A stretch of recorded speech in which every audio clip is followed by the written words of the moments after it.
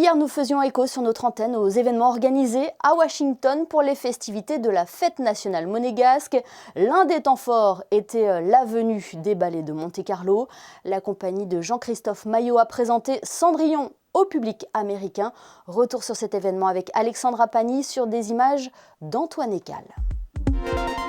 C'était l'une des scènes internationales qui manquait à leur palmarès. C'est aujourd'hui chose faite. Les ballets de Monte-Carlo ont brillé sur la scène du Eisenhower Theater du Kennedy Center, ce haut lieu de la culture à Washington. Un partenariat qui a mis 5 années à se monter entre les entités monégasques et américaines. I went to New York in 2016. I was invited by the ambassador to come to a performance at City Center of Cendrillon by Ballet de Monte Carlo.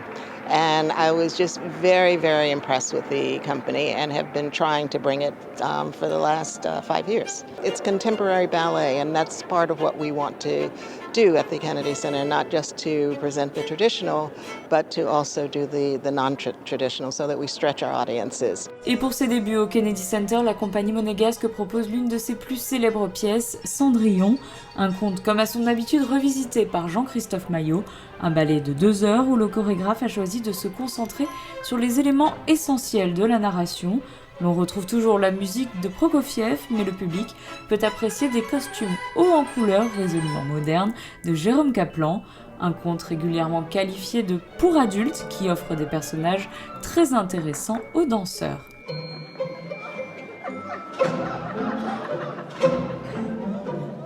J'ai fait d'autres Cendrillon qui étaient plus classiques et j'aime bien sa version à lui parce que c'est mon rôle, le rôle du prince, est beaucoup plus lâché. C'est pas le prince traditionnel, c'est un peu le prince qui a un peu de mal à se trouver, qui en a marre d'être toujours servi, qu'on lui donne toujours tout, et donc il veut un peu qu'on le bouscule et qu'on le réveille, quoi. Et donc j'ai bien aimé cette interprétation.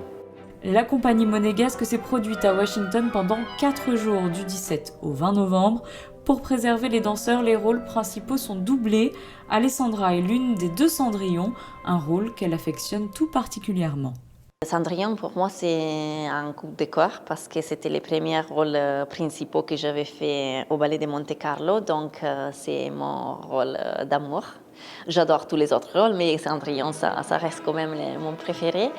Et les rôles, c'est magnifique déjà parce que tu as les pieds nus avec du glitter. Ça, c'est un rêve de danser à pieds nus, c'est difficile. Naturellement, c'est une technique différente. Mais ça donne un côté, je pense, très moderne et très élégant de la chorégraphie de Jean-Christophe. Et le public américain s'est montré chaleureux et réceptif à cette Cendrillon contemporaine. Les publics américains, c'était génial, génial. Ils sont avec nous tout le temps et donc on sent cette chaleur et on sent vraiment l'amour du public. On s'amuse surtout avec eux. Ils sont en train de rigoler, ils comprennent toute l'histoire et voilà, et c'est génial. Jean-Christophe Maillot joue encore une fois en passant du rire à l'émotion et propose une réécriture du souvenir que l'on peut garder des personnes disparues et la manière dont ils influent sur nos décisions futures. Pari réussi pour ce premier rendez-vous à Washington qui en appellera bien d'autres sur la côte est américaine, on l'espère.